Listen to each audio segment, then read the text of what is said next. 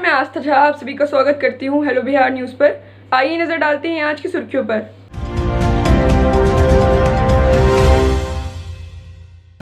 भारत में कोरोना के आंकड़े। कुल मामले 16,38,870, कुल मौतें 35,747, कुल ठीक हो चुके 10,57,805, सक्रिय मामले 5,45,318।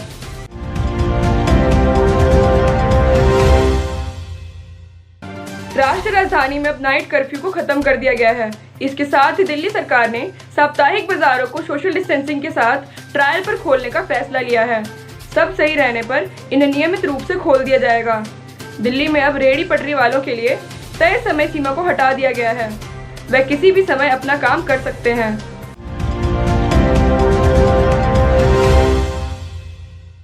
कांग्रेस अध्यक्ष सोनिया गांधी जी को गुरुवार शाम 7 बजे सर गंगाराम अस्पताल में भर्ती कराया गया है, जहां उनका इलाज किया जा रहा है।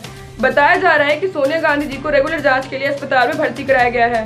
सर गंगाराम अस्पताल के डॉक्टर DS राणा जी ने बताया कि उनकी हालत फिलहाल स्थिर है। कांग्रेस के पूर्व अध्यक्ष राहुल गांधी जी ने ग्रामीण अर्थव्यवस्था पर कोरोना के असर को लेकर नोबेल पुरस्कार विजेता से बातचीत की।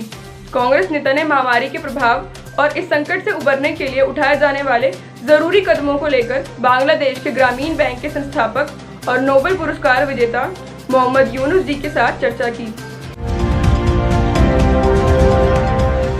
जम्मू कश्मीर में मई महीने में ईद उल फितर पर जनता को निशाना बनाने में विफल रहने के बाद आतंकी बौखलाए हुए हैं। 5 अगस्त को जम्मू कश्मीर में अनुच्छेद 370 खत्म होने की पहली वर्षगांठ है और अयोध्या में राम मंदिर के निर्माण का कार्य शुरू होने पर अफगानिस्तान के जलालाबाद में पाकिस्तानी सेना के स्पेशल सर्विस ग्रुप द्वारा प्रशिक्षित तालिबानी आतंकवादी अब भारत के कुछ हिस्सों में हमले की साजिश रच रहे हैं।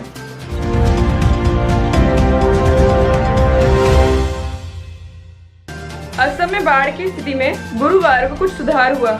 हालांकि एक और व्यक्ति की मौत के साथ ही प्रदेश में इस आपदा में मरने वालों की संख्या बढ़कर 108 हो गई है।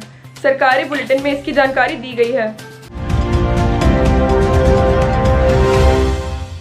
पूर्वी लद्दाख में लंबे समय तक जमे रहने की तैयारी में भारतीय सेना ने सर्दियों के चरम पर पहुंचने से पहले चीन पर बढ़त लेते हुए 35,000 सैनिकों की तैनाती कर दी है। इन सैनिकों को ऊंचाई और सर्दियों में रहने का पहले से ही तजुर्बा है। वहां पर तैनात भारतीय सैनिकों को मौसम से निपटने के लिए मानसिक तौर पर तैयार किया जाता है। सरकार ने चीन को एक और बड़ा झटका देते हुए रंगीन टेलीविजन सेट के आयात पर प्रतिबंध लगा दिया है। DGFT ने एक अधिसूचना में कहा कि कलर टेलीविजन की आयात नीति में बदलाव किया गया है। इसे अब मुफ्त से प्रतिबंधित श्रेणी में डाल दिया गया है। कांग्रेस अध्यक्ष सोनिया गांधी जी ने गुरुवार को पार्टी के राज्यसभा सदस्यों के साथ वीडियो कॉन्फ्रेंस के जरिए बैठक की, जिसमें वर्तमान राजनीतिक हालात और कुछ अन्य मुद्दों पर चर्चा हुई। सूत्रों के मुताबिक सोनिया जी की अगुवाई में हुई इस बैठक में पूर्व प्रधानमंत्री मनमोहन सिंह जी समेत कई बड़े नेता शामिल थे। केंद्रीय उपभोक्ता मामले व खाद्य मंत्री रामविलास पासवान जी ने दिल्ली सरकार के नवंबर तक मुफ्त राशन वितरण की घोषणा को भ्रामक बताते हुए कहा है कि ये योजना केंद्र सरकार की है। प्रधानमंत्री गरीब कल्याण अन्न योजना को दिल्ली सरकार अपना बताकर प्रचारित कर रही है, जो कि गैर वाजिब है।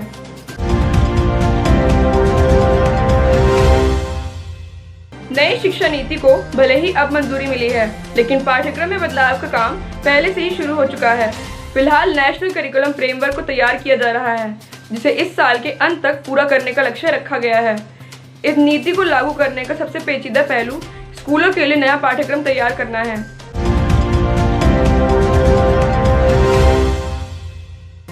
UGC ने अंतिम वर्ष की परीक्षा सितंबर के अंत में कराने के अपने निर्णय को उचित ठहराया है। इसने उच्चतम न्यायालय से कहा कि देश भर में छात्रों के शैक्षणिक भविष्य को बचाने के लिए ऐसा किया गया है। UGC ने अंतिम वर्ष की परीक्षा आयोजित करने संबंधी 6 जुलाई की अधिसूचना को चुनौती देने वाली याचिकाओं पर 50 पेज का हलफनामा न्यायालय में दाखिल किया है।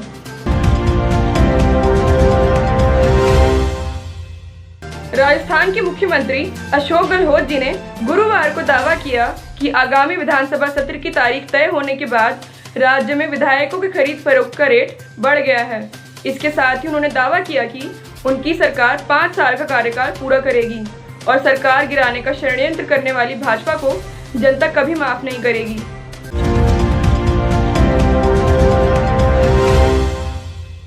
भारत में केरल से लेकर कश्मीर तक कट्टरपंथी इस्लामिक संगठनों को तुर्की की तरफ से फंडिंग की जा रही है और यह सब कुछ तुर्की के राष्ट्रपति एर्डोगन जी के इशारे पर हो रहा है।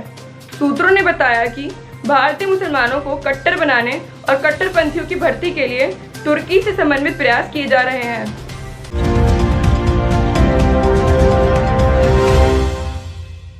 राजस्थान के चित्तौड़गढ़ जिले में घाटेश्वर मंदिर से नटेश शिव की 9वीं शताब्दी की एक दुर्लभ मूर्ति की 1998 के फरवरी महीने में चोरी हो गई थी। उस मूर्ति को लंदन से बरामद किया गया था।